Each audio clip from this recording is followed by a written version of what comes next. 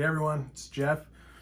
Got to tell you a story today about my son Logan when he was young. He used to get obsessed about things and get really focused on them. You go through phases. And most kids do that. But one of his phases, he got into Bop It games. I don't know if you ever seen Bop It games. This is the Bop It XT and the Bop It Smash. And these were games that would, electronic games that would make you do certain things over and over again. And it would say, twist it, hit it, different colors. And you try to go as far as you can without, I messed it up. And I could usually get just a few moves. In fact, I'll give it a try one right now for you with the Bop It Extreme. I don't remember how you even turn it on. Beat bop, solo. Oh. All right, there you go. All right. Bullet. Down. Wait, which one's bullet? All right, this one's bullet. I'm trying again. So it's pull it, twist it, hit it, spin it. Those are the categories. Let me try again. Spin it. Bop it. Spin it. I forgot Bop It. Bullet. Down. Score. My score was 3. I'm gonna try again. Spin it. Bullet. Spin it. Twist it. Spin it. Twist it. Bullet.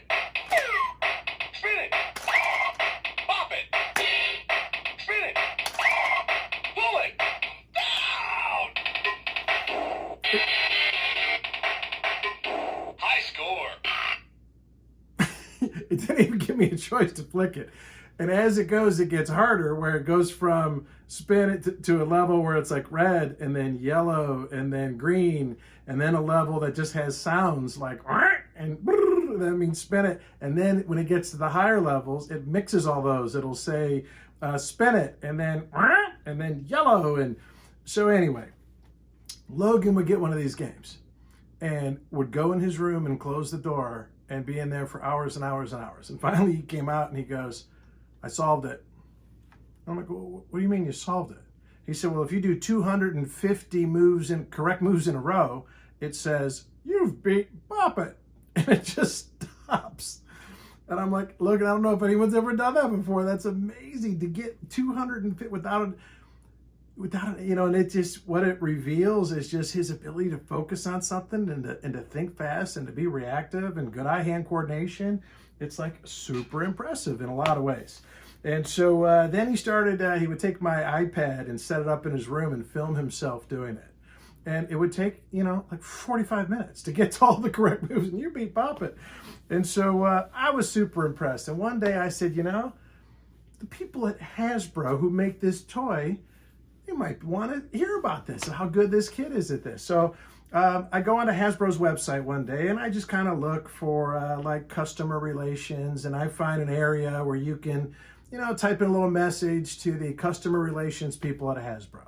And I'm like, hey, you know what? Who knows what'll happen? It doesn't hurt. So I send a little message. Hey, to whom it may concern, my young son he loves Bop It, and he recorded this video of him beating Bop It. I loaded it up on YouTube so you can see it. Here's a link to it. I can't find the video to show you guys, but I showed them a video of Logan playing Bop It. I said, if somebody at Hasbro had a minute to send him back just a little email saying that you saw his video, that would mean a lot. This is an opportunity to make some kid's day. Well, you know what? I've sent a lot of those messages to a lot of companies over the years, just like that, and usually you don't hear back. It goes into the big pile of emails in the sky. Who knows if someone even reads those? Well, a couple days go by, and I get an email back from Hasbro. And attached is a letter from Veronica D'Onofrio from Consumer Affairs at Hasbro. And I don't know who this lady is, Veronica D'Onofrio, but she probably sits at a cubicle at Hasbro headquarters. She's probably not VP. She's probably not, director level. She's probably not the CFO of Hasbro. She's just somebody who works there. It's her job to answer these emails. And she could have ignored it. She could have answered back and said, thumbs up, good job. But she went to the trouble of making a letter. And let me tell you what she said. Hello, Logan. Today I received a letter from your dad telling us how much you enjoy Bop It. He also included a video of you mastering the game. All I can say is, wow, you are the best Bop It player I've ever seen. For being such a fan, I'm sending a few coupons for you to use toward your next Hasbro products. You should receive the coupons in the regular mail in about a week or so. Thank you. Veronica Donofrio, Consumer Affairs, Hasbro. And I got to tell you, Logan was so excited to get this letter. He was so proud. He took it to school and showed his teacher. He showed all his friends that he's the best Bop It player that Hasbro's ever seen. But the coupons came in the mail. She sent us 3 $1 coupons for Hasbro products. And I was like, hey, way to go, big spenders at Hasbro. But you know what? Logan was more in awe with those coupons than if she'd have sent him a bag of gold coins. You know, that these coupons came from Hasbro because I'm good at Bop It. And it was just a validation. It was a win. It was a victory.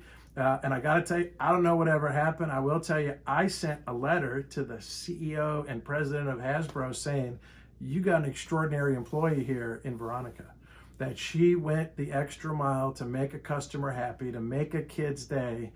And, you know, and it just makes me think about how many times in your daily life you have the opportunity to make someone's day.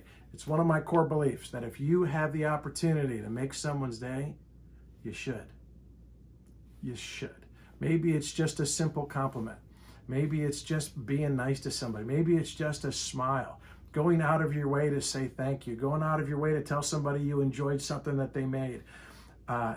There's so many opportunities to make somebody's day.